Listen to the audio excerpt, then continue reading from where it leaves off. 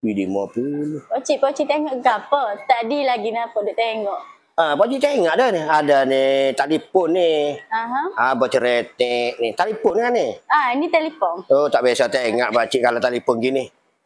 Telefon ni hebat-hebat lah ni. Pakcik nak pakai lagu mana lah telefon?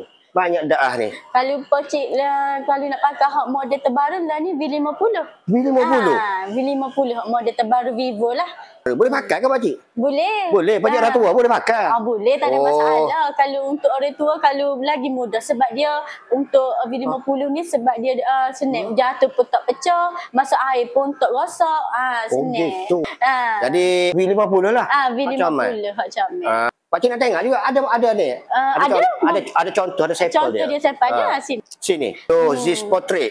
Ziz Portrait. Ziz ni untuk kita ambil video ke apa dia akan sharp lah.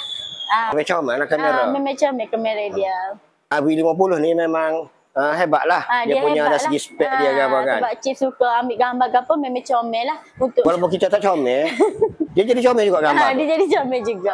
Acik rakyat tak pakcik gambar dia lagi spek. Kalau spek untuk kalau pakcik kenang pakcik beli.